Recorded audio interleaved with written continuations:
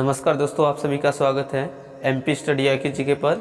आज हम लेके आ चुके हैं विज्ञान के टॉप 25 प्रश्न जो किसी भी एग्जाम में 2 या 3 नंबर के अक्सर पूछे जाते हैं।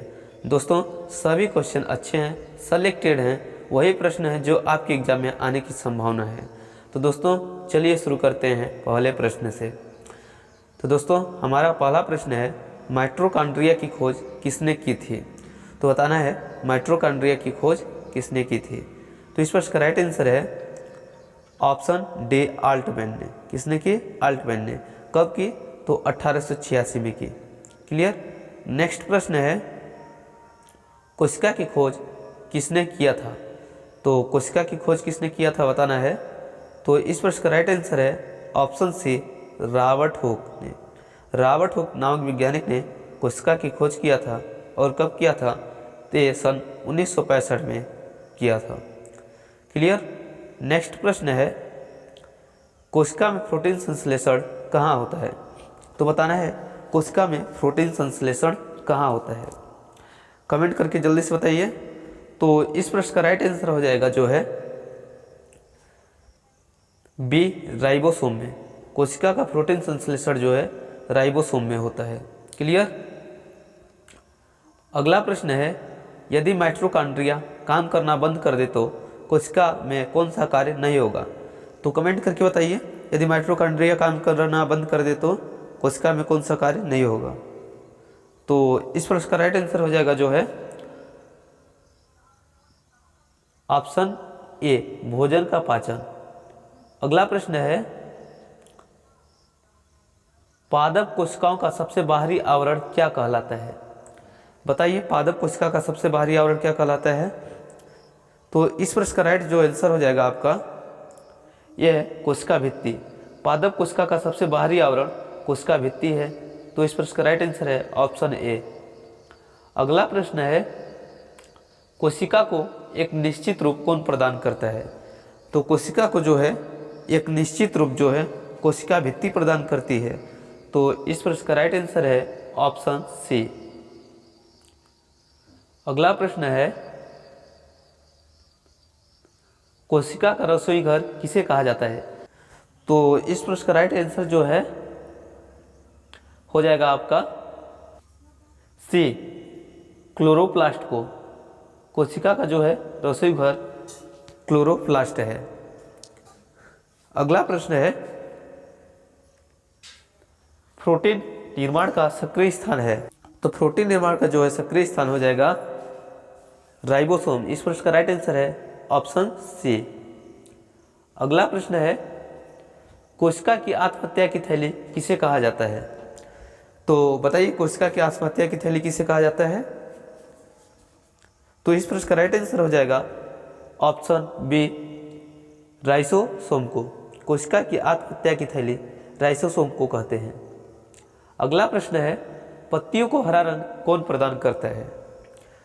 तो पत्तियों को जो है हरा रंग क्लोरोप्लास्ट प्रदान करता है। तो इस प्रश्न का राइट आंसर है ऑप्शन सी। अगला प्रश्न है, फूलों और बीजों को विभिन्न प्रकार के आकर्षक रंग कौन प्रदान करता है? तो फूलों और बीजों को विभिन्न प्रकार के आकर्षक रंग जो है क्रोमोप्लास्ट प्रदान करता है। तो इस प्रश्न का राइट आंसर है ऑप्शन सी। क्लियर। अगला प्रश्न है, अवर्णीय लवक न्यूक्लियोप्लास्ट मुख्यतः किसमें पाए जाते हैं?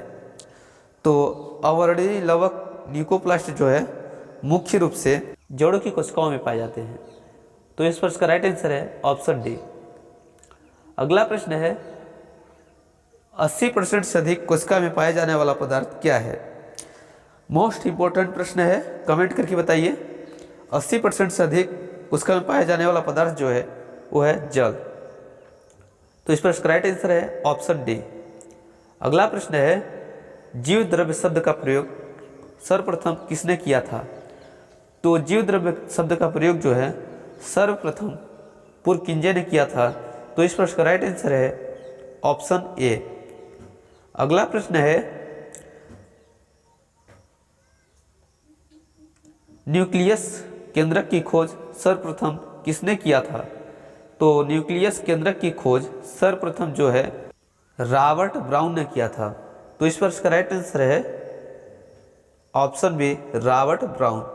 अगला प्रश्न, कोशिका की क्रियात्मक गतिविधियों किसके द्वारा नियंत्रित होती हैं? तो कोशिका की क्रियात्मक गतिविधियां जो है ये नियंत्रित होती हैं केंद्रक के द्वारा। तो इस प्रश्न का राइट आंसर है ऑप्शन सी। अगला प्रश्न है, किस कोशिकांग से लाइसोसोम बनता है? तो बताना है किस कोशिकांग से लाइसोसोम बनता है। तो इस प्रश्न का राइट आंसर है ऑप्शन सी गाल्जिया। अगला प्रश्न है, न्यूक्लियस के बाहर डीएनए कहाँ मिलता है? तो जो है न्यूक्लियस के बाहर डीएनए माइटोकॉन्ड्रिया में मिलता है।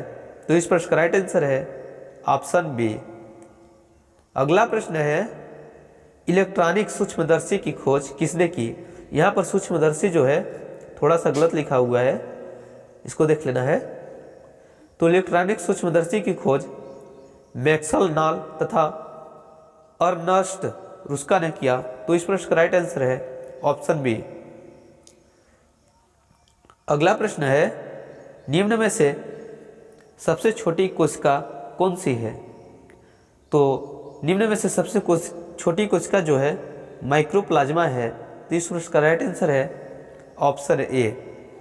अगला प्रश्न है, कोशिकीय व आणविक जीव विज्ञान का केंद्र कहाँ स्थित है? तो कोशिकीय व आणविक जीव विज्ञान का केंद्र जो है हैदराबाद में स्थित है। तो इस प्रश्न का राइट आंसर है ऑप्शन सी। अगला प्रश्न है, कोशिका भित्ति कैसी होती है? तो कोशिका भित्ति जो है प्राग्मय तथा मोटी होती है। तो इस प्रश्न का राइट आंसर है ऑप्शन ए। अगला प्रश्न है, निम्नलिखित कोशिका अंगों में कौन सा एक अर्धपराग्य है? तो निम्नलिखित कोशिका अंगों में एक अर्धपराग्य जो है कोशिका झिल्ली है। तो इस प्रश्न का राइट आंसर है ऑप्शन ए। अगला प्रश्न है और लास्ट प्रश्न है, सूक्ष्मदर्शी की खोज किसने की थी? कमेंट करके बताइए सूक्ष्मदर्शी की खोज किसने की थी। लास्ट प्रश्न है। जी हाँ, इस प्रश्न का राइट आंसर है ऑप्शन से एंटोनी वान ल्यूवेनहोक ने। कभी कभी एग्जाम में शॉर्ट नाम दे देता है ल्यूवेनहोक, तो इस प्रश्न को याद रखना है। और कब किया था? तो 1674 में किया था। मोस्ट इंपोर्टेंट प्रश्न है, हर एक एग्जाम, यहाँ तक कि मैट्रिक इंटर के एग्जाम में भी ये क्वेश्चन पूछा ही जाता है। तो दोस्तों, कुछ इस तरह से हमने टॉप 25 क्वेश्चन को कंप्लीट कराया। वीडियो अच्छी लगी हो तो प्लीज़ लाइक करना, चैनल पे नए हो तो चैनल को सब्सक्राइब करना, ताकि इसी तरह से नॉलेजेबल वीडियो आपके एग्जाम में आने वाले क्वेश्चन को हम लाते रहें। और मुझे आशा है कि आप हमारे वीडियो को अंत तक वॉच किए होंगे और वीडियो को लाइक करेंगे, चैनल को सब्सक्राइब करेंगे। मिलते हैं नेक्स्ट वीडियो में, तब तक के लिए बाय, धन्यवाद।